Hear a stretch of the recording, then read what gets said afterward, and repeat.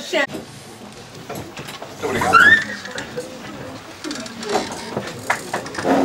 Em primeiro lugar, dizer que é a sessão do Parlamento Jovem mais concorrida que eu fiz até hoje. Tenho tido a oportunidade de fazer sessões todos os anos, já há alguns anos. Eu sou deputado pela terceira vez, é a terceira legislatura que faço como deputado pelo Algarve.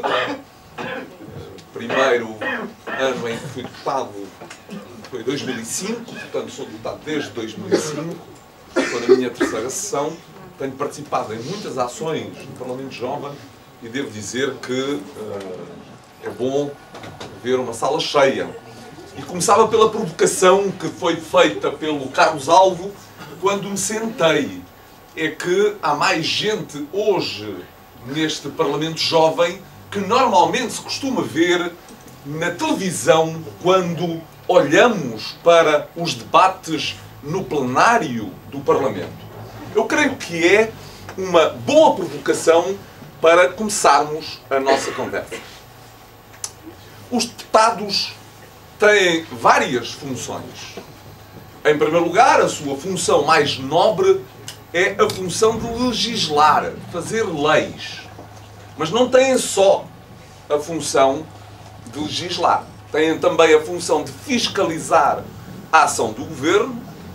Têm também a ação de representar o país em atos internacionais e, portanto, muitas vezes estamos fora. O João Galamba, que tinha sido o deputado convidado para estar hoje convosco, não está exatamente porque está a representar Portugal hoje em Bruxelas numa reunião internacional e, portanto, cá está, um momento em que os deputados não estão em Portugal, estão a representar o país e, portanto, nós temos um conjunto de tarefas para além, naturalmente, de transmitir, levar aquilo que são as preocupações dos nossos círculos eleitorais a Lisboa, ao Parlamento. E para isso mesmo, às segundas-feiras, normalmente trabalhamos nas nossas regiões. Quando vocês olham para as televisões e veem plenários vazios, significa que os deputados estão a desempenhar, estão a desenvolver outras tarefas nesse momento. Nós temos, para além da ação do plenário, temos comissões. Trabalhamos em comissões. Eu faço parte de duas comissões. Eu faço parte da Comissão de Agricultura e Mar, é a minha profissão, eu sou engenheiro agrónomo de formação, e faço parte também da Comissão de Poder Local. Portanto, as comissões a comissão que trabalha com as autarquias. Ora bem, hoje o tema é um tema muito interessante. E é crise demográfica, imigração, natalidade e envelhecimento. E é sobre este tema que vocês têm que apresentar um conjunto de propostas. E, naturalmente, a minha tarefa hoje aqui é ajudar-vos a preparar essas propostas que vão levar ao Parlamento Jovem, primeiro distrital e depois, esperando eu, porque estou hoje convosco, que ganhem a sessão distrital, possam levar também as vossas propostas ao Parlamento Nacional e eu também lá estarei para vos receber. Quando olhamos para este tema, vale a pena termos uma noção exata daquilo que se está a passar em Portugal. Nós tivemos 30 anos de uma certa estabilização do ponto de vista demográfico. Desde 1980, que nós somos cerca de 10,5 milhões de habitantes residentes em Portugal. 10,5. O grande boom demográfico, depois de uma quebra de população na década de 60, gente que emigrava por via da guerra colonial ou deslocava-se para as ex-colónias. Creio que vocês sabem bem isso do ponto de vista da história de Portugal, da história recente de Portugal. Na década de 70 e no princípio da década de 80, nós passámos de cerca de 9 milhões de habitantes para cerca de 10,5 milhões de habitantes. 700 mil retornados, assim os chamamos, pessoas vindas das ex-colónias para Portugal, e muito graças à imigração que vinha de fora para dentro, isto é, que sentia que Portugal era um país que estava em processo de desenvolvimento, de crescimento, e que vinha trabalhar para cá, nós tivemos um período de crescimento da população, década de 70, início da década de 80, e a partir daí uma certa estabilização. Portanto, temos 30 anos em que a nossa população praticamente não aumenta nem diminui. Mas, curiosamente, há um fenómeno que se verifica, que marca profundamente estes últimos 30 anos, que é o fenómeno de envelhecimento. Esse, sim, é o grande fenómeno demográfico em Portugal. Pela primeira vez na história de Portugal, na história conhecida, isto é, desde que há recenseamentos das populações, no ano 2000, os idosos ultrapassaram os jovens. Isto é, nós passámos a ter, a partir de 2000, mais idosos, pessoas com mais de 65 anos, mais do que jovens. Isto é, pessoas com menos de 15 anos. É isso que se chamam jovens e é isso que se chamam idosos. Pela primeira vez, há uma inversão da chamada pirâmide demográfica em Portugal. Hoje existem 128 idosos para cada 100 jovens. Isto é, para cada 100 pessoas com menos de 15 anos em Portugal. Ora bem, este é, de facto, o grande fenómeno que muda a demografia portuguesa e para a qual, naturalmente, nós temos que estar muito atentos, porque é isso que pode levar a que, de facto, no futuro, Portugal tenha gravíssimos problemas. Porque o que é verdade é que as previsões apontam que para 2050, Portugal, em vez de ter 10,5 milhões de habitantes, passa a ter, outra vez, o número que tinha em 1960. Isto é, Portugal possa vir a regredir do ponto de vista da demografia naquilo que é o número de habitantes em Portugal. E isso, naturalmente, é uma situação que podemos discutir, que espero as vossas perguntas, mas é uma situação muito, muito complicada. É uma situação muito complicada. É uma situação muito complicada porque vai pressionar tudo aquilo que são os nossos grandes sistemas. O sistema de educação, o sistema de saúde e o sistema de segurança social. E, portanto, é sobre estas matérias que certamente espero as vossas perguntas e as vossas propostas. Mas há um terceiro fenómeno, que é um fenómeno recente, muito recente, e que esse também pode vir a marcar o futuro do país. E que pode vir a marcar também negativamente o futuro do país. É que deixámos de ser um país receptor de imigrantes e passámos a ser, desde há 2, 3 anos, de novo, um país de emigração. E, portanto, desde há 2, 3 anos para cá, 200 mil pessoas saíram. É um fenómeno que já não se conhecia. Desde a década de 60, saíram para ir trabalhar, viver fora de Portugal. E, portanto, também a imigração vai provocar um saldo negativo do ponto de vista daquilo que é a demografia portuguesa. E, portanto, essas são as questões que estão ali colocadas. Um país que passou de um país receptor de imigrantes para um país, de novo,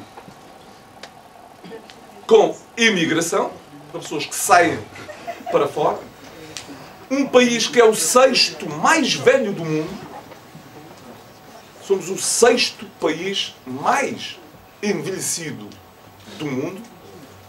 E um país onde, naturalmente, a nossa população ativa está a diminuir, os nossos jovens estão a diminuir em proporção relativamente aos nossos idosos e, portanto, vamos ter problemas com a nossa demografia. A demografia está ligada à economia. Naturalmente que só com uma economia forte, capaz de gerar, por um lado, gerar emprego, por outro lado, capaz de gerar riqueza, por outro lado, capaz de gerar condições para que as pessoas cá fiquem, para que todas as gerações possam ficar em Portugal, só uma economia sólida é que é capaz de mudar o panorama que estamos a viver. E, portanto, esta era a mensagem que vos queria deixar, uma mensagem, em primeiro lugar, de preocupação relativamente à demografia. Com tudo isto que vos digo, nós temos hoje em Portugal mais óbitos que nascimentos.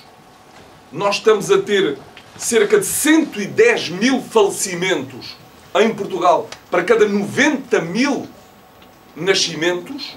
Por ano nascem 90 mil pessoas, morrem 110 mil. Portanto, há um saldo negativo entre aqueles que morrem e aqueles que nascem. Temos cada vez mais um índice de natalidade mais baixo. Já não somos capazes de repor a população e, portanto, somos um país que estamos a viver uma situação, como digo, do ponto de vista da demografia, muito preocupante. Porque também a demografia tem um impacto muito grande do ponto de vista da economia. Porque para sermos um mercado, para podermos produzir e ter consumo interno capaz de suportar as nossas empresas, naturalmente, quanto menos pessoas, menos consumo, menos riqueza. E, portanto, esta é, de facto, a encruzilhada em que o país está e que aquilo que nós esperamos desta nossa conversa é que daqui saiam respostas. Eu tenho algumas, naturalmente, para vos dar um contributo, mas, acima de tudo, estou aqui para vos ouvir e para ouvir as vossas propostas e, com elas, poder partilhar.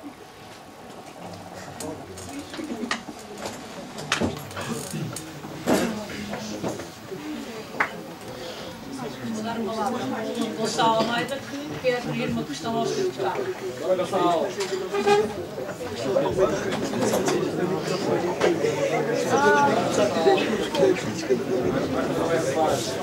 E nos têm que fazer silêncio, senão não vão conseguir nem a pergunta do colega, nem sequer a resposta do Sr. Deputado, está bem? Antes de mais, boa tarde. Olá, Gonçalo. Olá, bicho. Eu quero saber como é que o Sr. Deputado nos diz que, e aqui há uns tempos, o Primeiro-Ministro veio falar sobre... Mais para trás, mais para trás.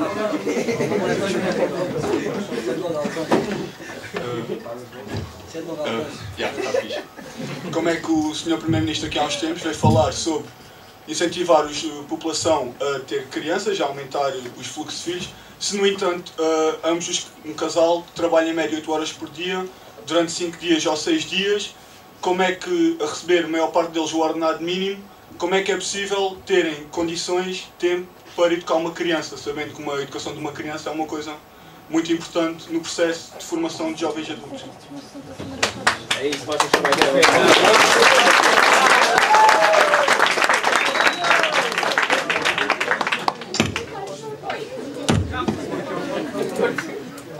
É evidente que a organização do trabalho é um dos aspectos mais relevantes do ponto de vista, digamos, da organização familiar. Que é evidente que a demografia decorre também da forma como nos organizamos do ponto de vista das famílias. E é evidente também que momentos como aqueles que estamos a viver, momentos em que o país empobrece, o país empobreceu em 3 anos o equivalente àquilo que foram o crescimento dos últimos 12 anos. Portanto, nós estamos num estado de há 12 anos atrás, do ponto de vista daquilo que é a produção de riqueza a nível nacional. É evidente que isso não contribui em nada para que os jovens, por um lado, tenham a opção de casar, porque a primeira grande questão é que também estão-se a reduzir fortemente o número de casamentos em Portugal, qualquer que seja o seu estatuto civil ou religioso, E, por outro lado, aqueles que optam por viver em conjunto também estão a atrasar a sua decisão de ter crianças. E é evidente que a questão que o Gonçalo aqui nos traz é a questão central. Isto é, se não há riqueza, se os jovens, se os casais têm rendimentos muito baixos, evidentemente optam por não ter filhos ou por atrasar, digamos que, essa decisão. E, naturalmente, aquilo que nós temos verificado também, ultimamente, de redução de todos os apoios sociais que havia aos pais, naturalmente, também não damos nenhum contributo para isso. É evidente que, no meio de tudo aquilo que se está a passar, houve algumas... Este governo tomou uma decisão, do ponto de vista fiscal, de apoio às famílias numerosas, às famílias com mais de 4 filhos. E, naturalmente, isso, para essas famílias, foi muito importante. Tem alguns incentivos interessantes. Agora, não resolve, nem de perto nem de longe, o problema que estamos aqui a discutir, já que a maior parte das famílias portuguesas, eu diria, a esmagadora maioria dos casais portugueses têm 1 a 2 filhos. Portanto, a nossa taxa de reposição é 1,35. A média é 1,35 filhos por casal. E, portanto, é evidente que não é com políticas dirigidas exclusivamente às famílias numerosas que nós podemos resolver o problema, embora, do meu ponto de vista, a medida de apoio às famílias numerosas foi uma medida positiva.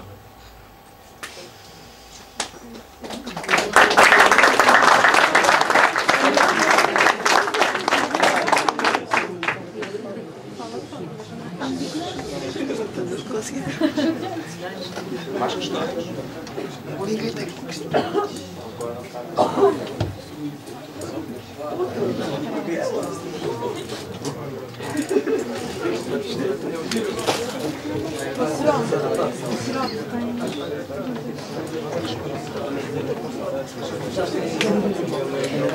Quando digo Jeremias, vai também colocar uma questão ao Sr. Deputado. Boa tarde. Ora bem, a minha questão é... Dino.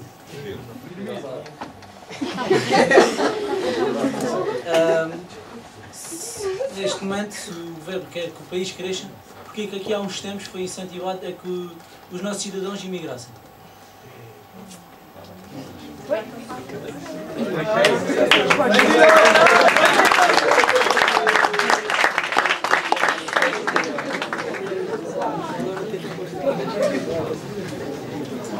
Eu peço apenas 30 segundos para dizer o seguinte. Como sabem, eu não represento o governo.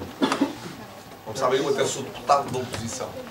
Mas a minha missão aqui não é transmitir-vos a posição que o Partido Socialista tem relativamente a estas matérias. A minha posição aqui é tentar refletir convosco as questões de um ponto de vista geral. Que é isso que importa aqui.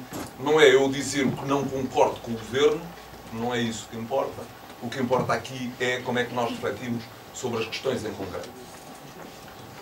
E, relativamente à questão da imigração, como vos digo, é uma situação nova para esta geração. A nossa geração, a minha geração, não é uma geração, a geração dos vossos pais, a vossa geração, não era uma geração de imigrantes.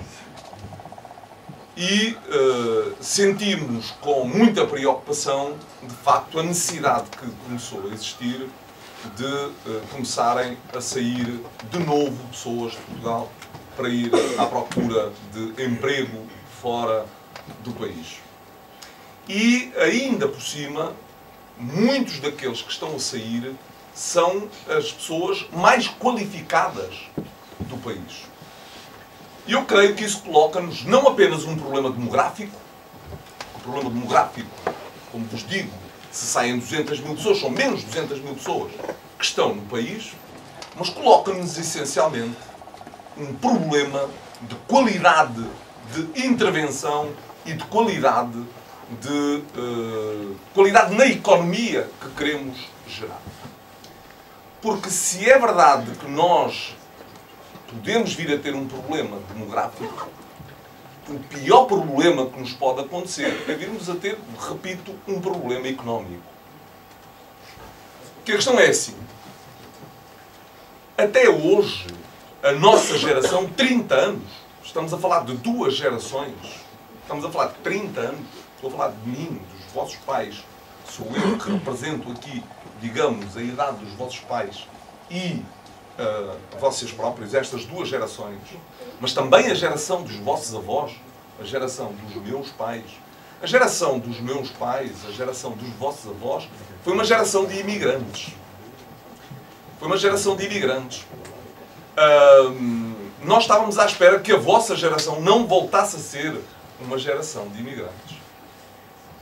E isso, naturalmente, que coloca-nos questões que têm a ver, por um lado, com a necessidade de geração de emprego em Portugal, mas, por outro lado, coloca-nos também um problema de conflito de gerações. Isto é, o maior problema que nós temos hoje em Portugal, que é hoje uma das questões mais atuais do ponto de vista da discussão, do debate político nacional, tem a ver com o facto de, por um lado, os jovens não se sentirem satisfeitos com a democracia que temos, os jovens não encontrarem respostas para as suas expectativas, nomeadamente para as suas expectativas de emprego, e virarem-se contra os seus pais porque acham que os seus pais estão a ocupar lugares que eles deviam ocupar. Esta é uma das questões que, naturalmente, eu gostaria de ser muito claro sobre o que penso. Muito claro sobre o que penso. Quem pensa desta maneira, quem está a procurar incutir esta ideia aos jovens, não percebe aquilo que é a sociedade portuguesa. A forma como a sociedade portuguesa tem vindo a desenvolver-se, insisto, nos últimos 30 anos. Porque 30 anos de estabilização, 30 anos de construção de um Estado social, um Estado que tinha resposta do ponto de vista da educação, do ponto de vista da saúde, do ponto de vista dos apoios sociais, das reformas para os nossos avós.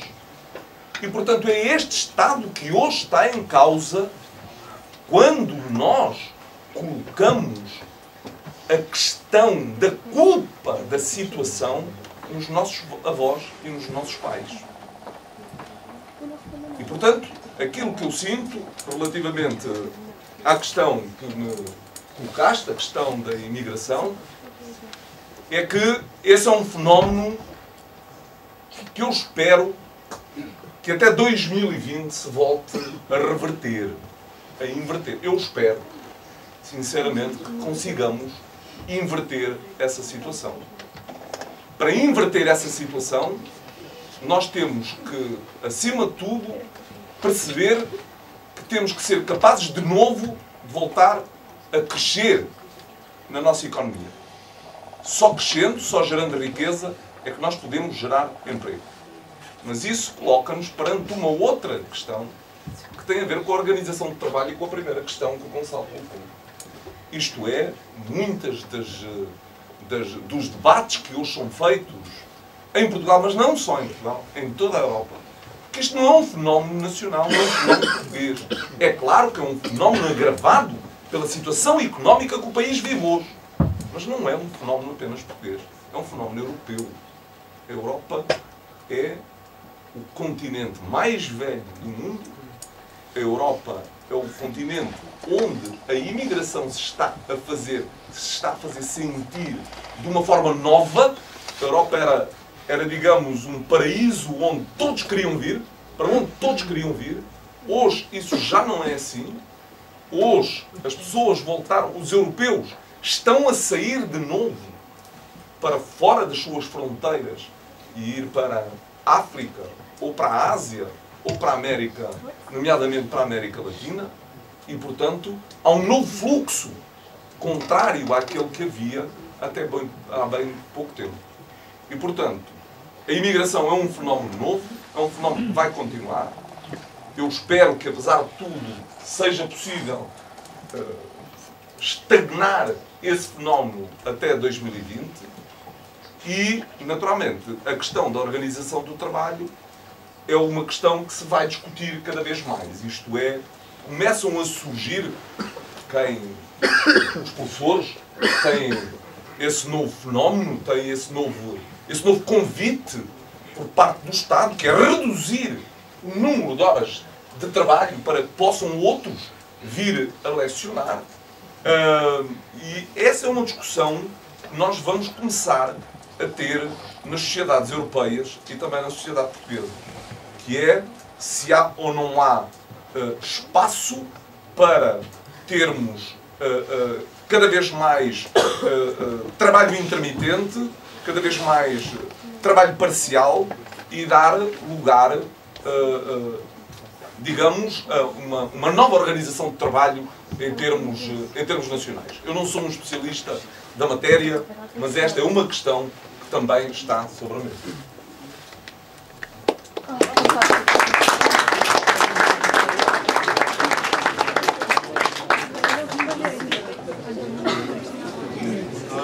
O Estado vai também colocar as pessoas que Estado. Acho que hoje em dia ainda vale a pena continuar a estudar, sabendo que no futuro provavelmente não temos emprego. Muitos jovens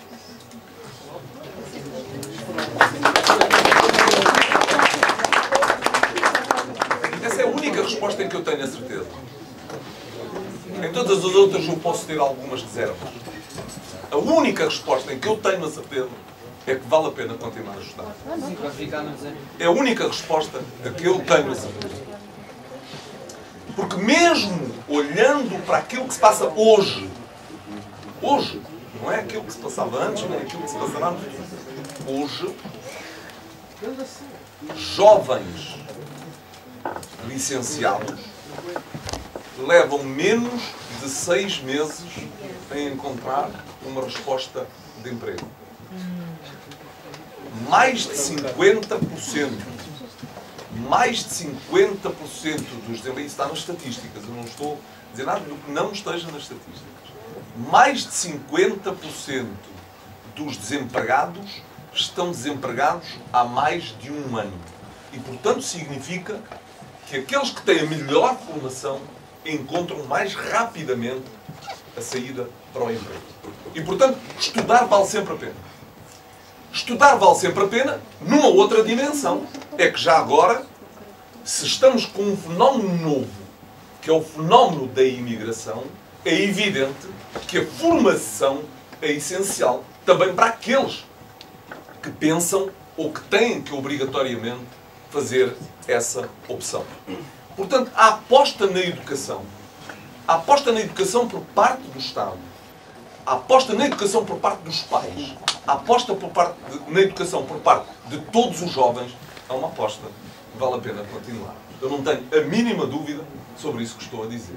Mas, este país só tem futuro se continuar a fazer uma aposta determinante na educação. Porquê? Porque só resolvemos o problema da inversão da pirâmide demográfica, isto é, termos mais velhos que novos, se formos capazes de ter empregos mais bem remunerados, isto é, empregos mais qualificados, e pudermos descontar cada um de nós mais solidariamente para poder pagar as reformas dos nossos pais e dos nossos avós. E, portanto, a educação é determinante para este país, é determinante para o país, é determinante para as famílias, é determinante para cada um dos jovens e, portanto, eu não tenho dúvida, continuem a estudar, porque é a única maneira, apesar de tudo, de termos alguma esperança neste país. Concordo.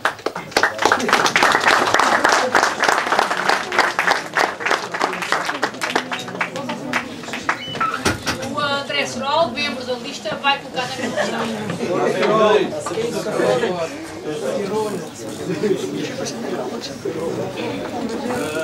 O Hospital do Barlavento, o Hospital do Barlavento diminuiu as consultas no centro de saúde para 20 consultas de manhã e 20 à tarde. E agora ouve-se nas notícias todos os dias que há cerca de 8 horas de espera nas filas dos hospitais nas urgências. Acho que é uma situação conhecida e porquê que não se faz nada, por exemplo, vocês, PS, que estão na oposição? Porquê que não se...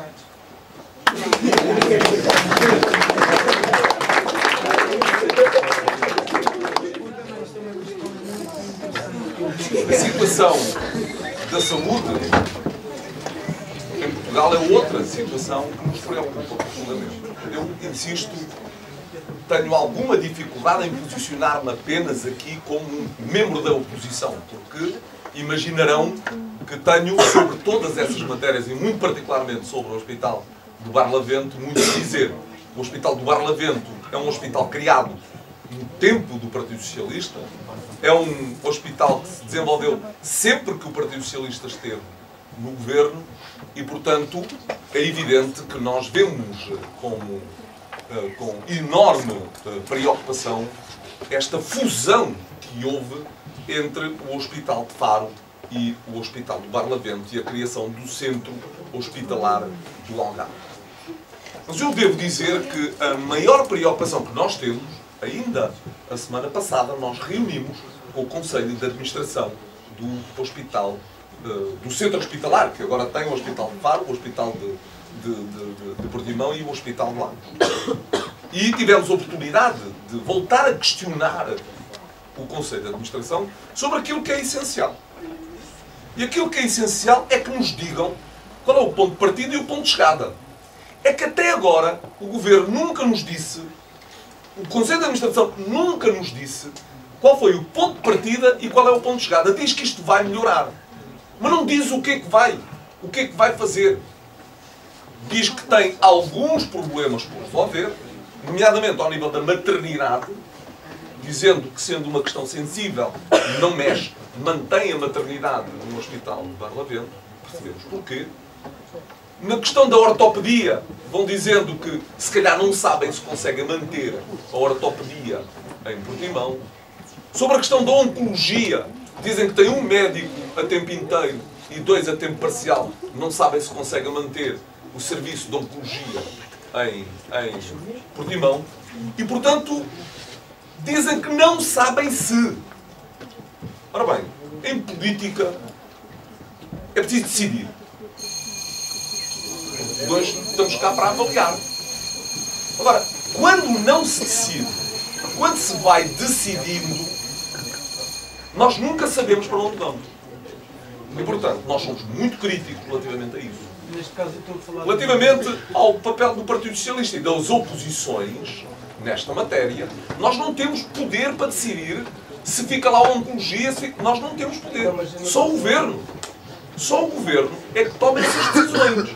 Ao Parlamento, e a parte que me toca, o que nós fizemos foi, primeiro, chamámos em abril passado, portanto faz um ano, cerca de um ano, chamámos o Presidente da ARS ao Parlamento.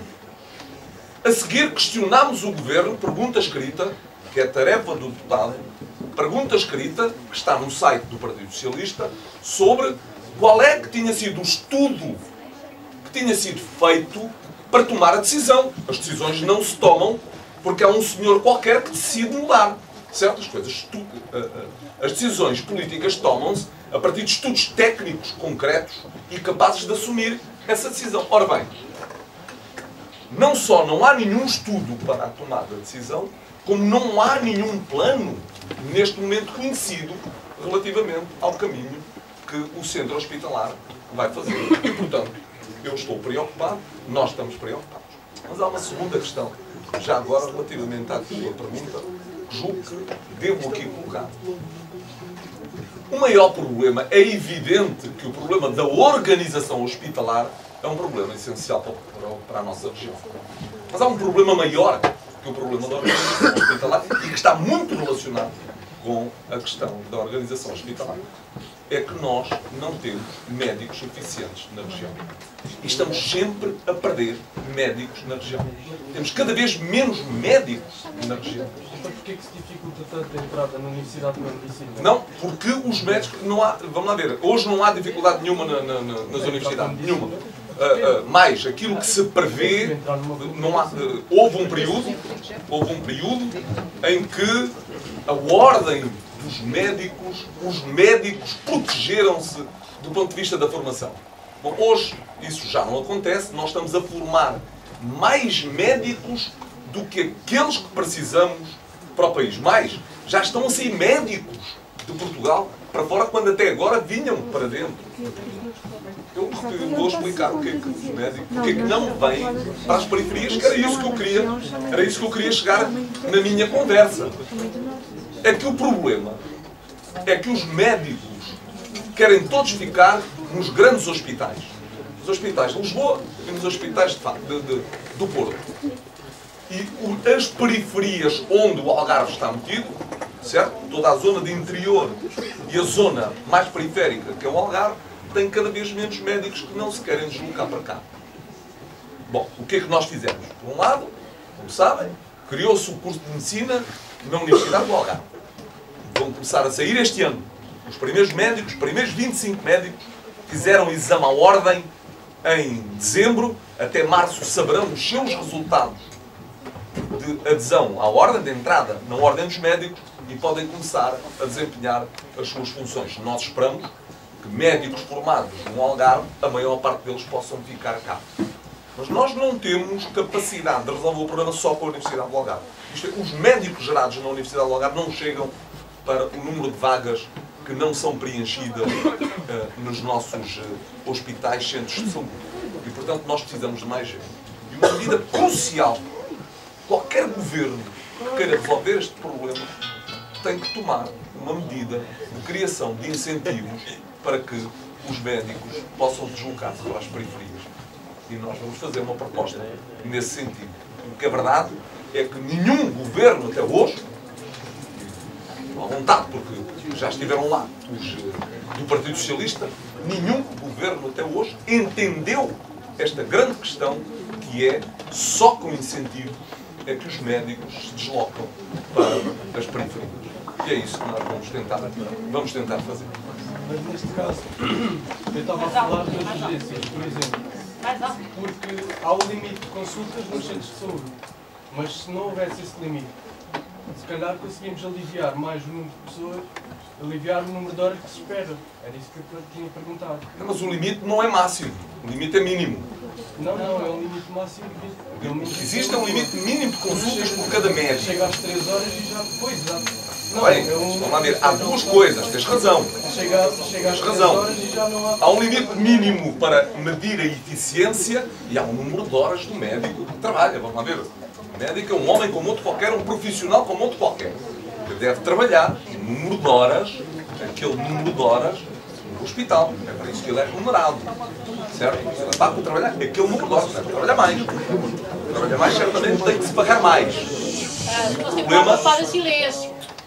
O problema hoje, sejamos, volto a dizer, procuro sempre não partidarizar excessivamente as minhas intervenções. O grande problema hoje é que há cortes financeiros. Se há cortes de financiamento nos hospitais, se há corte de financiamento nas escolas, se há corte de financiamento, certamente os serviços pioram. Basicamente, esta é a resposta. Era uma resposta simples que eu podia dar, mas na verdade o que importa é nós estamos a viver um momento em que temos que criar uma nova organização para poder responder às nossas necessidades. No Algarve, a medida central do ponto de vista da saúde é trazer mais médicos. Nós não temos médicos. Nós temos poucos médicos em Portugal. No Algarve. Como é que nós trazemos? Temos que criar incentivos para isso.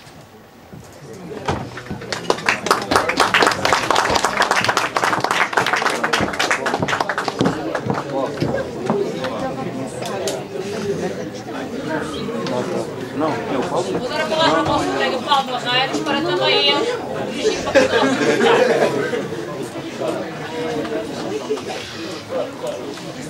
Professora, tem que ir para o carro, eu vou sair. Está bem.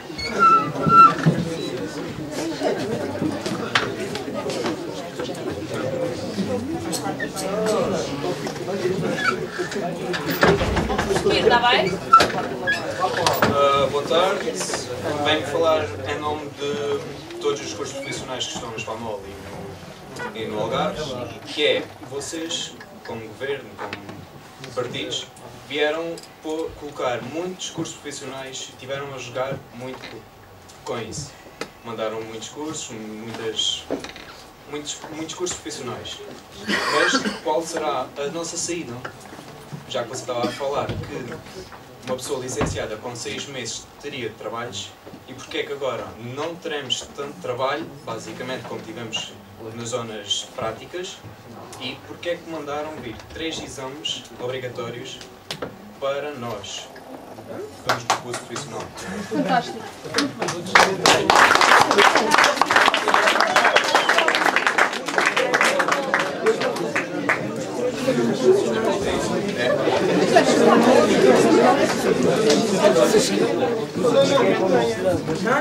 Mas nós não tínhamos isso quando chegámos. E temos que continuar, está bem? O vosso colega, uma questão não pessoal e não da Spamol, como sabem, é uma questão nacional. Tem a ver com quem atualmente frequenta o ensino profissional e quando iniciou o curso profissional tinha como expectativa chegar ao ensino superior. Este momento, como sabem, é um curso de legislação e este percurso está, eu vou dizer dificultado, mas a realidade não é dificultado, é inclusivo. O deputado certamente irá dar o seu melhor para nos esclarecer, mas é uma questão nacional, não é só do nosso país. Silêncio, faz favor.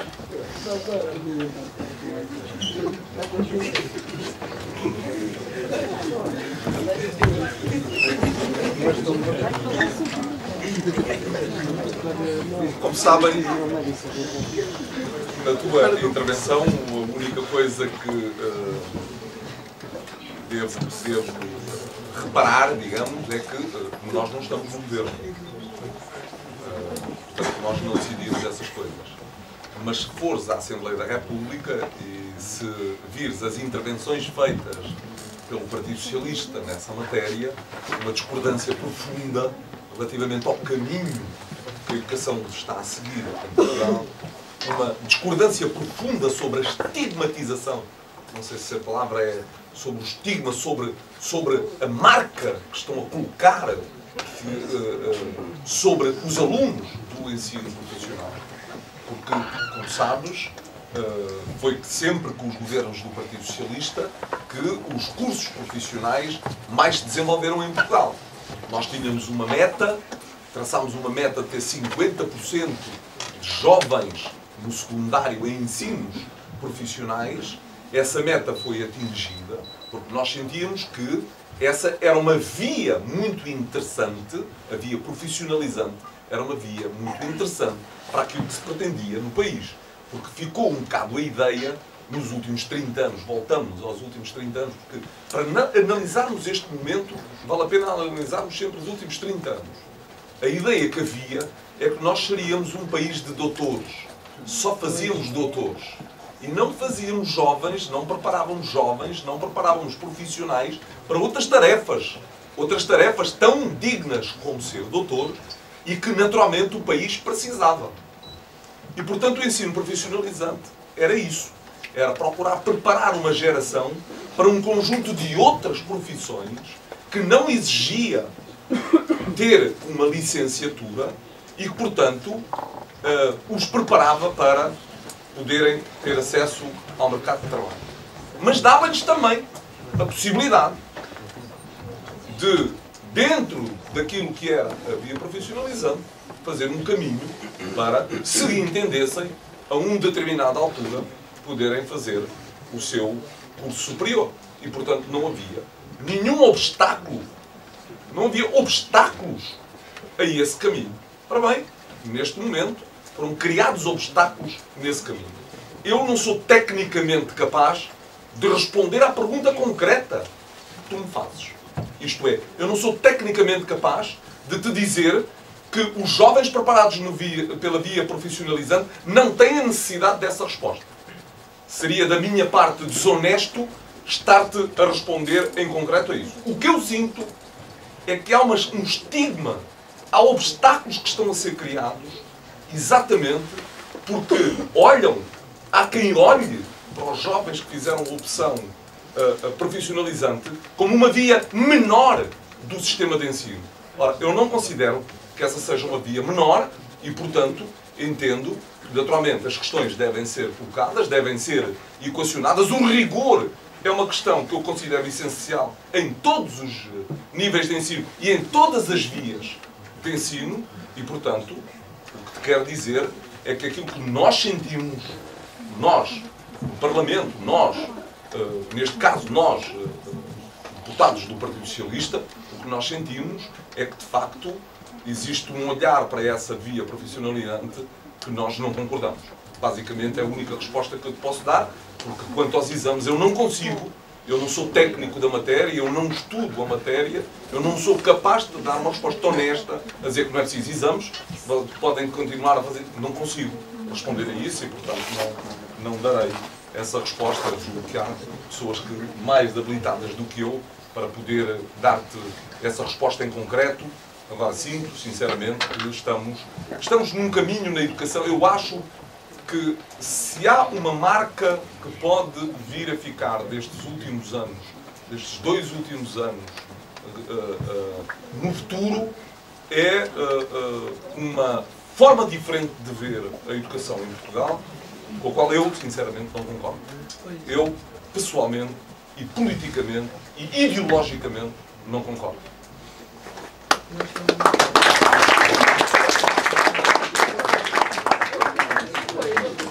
O aluno Pedro Bicho vai também colocar uma questão.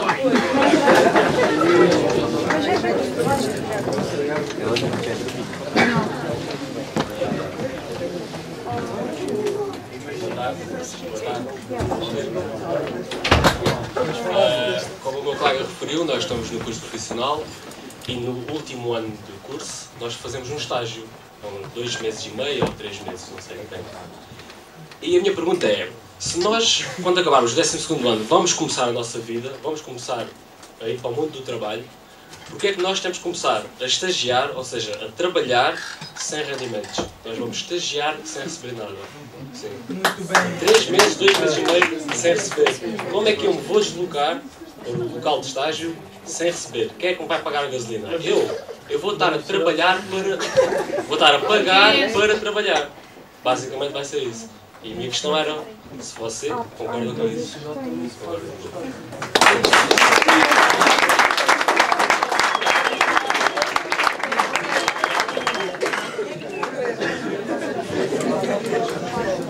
Pergunta difícil. Neste silêncio, isto obviamente preocupa toda a gente, não é só o Pedro. Quem está aqui no 10º ano profissional vai chegar ao 12º ano e vai se bater com o mesmo problema. O Pedro está a falar que ele está em estágio daqui a 2 meses. Os outros terão daqui a 1 ano, outros terão daqui a 2 anos. É uma questão que atinge muita gente aqui, a nível nacional também. Pergunta muito difícil.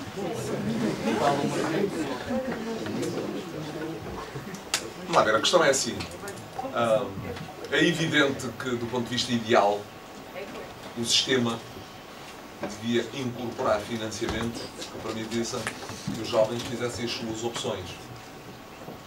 Então, uma via profissionalizante, vão fazer estágios, devia incorporar financiamento para isso. Devo dar-te também a minha experiência pessoal. Eu estagiei, quando trabalhei no meu curso, estagiei 6 meses na Lameira, aqui em Silves, morava em Faro, saía às 5h30 da manhã de comboio, para chegar às 6h30, fazia 7 km a pé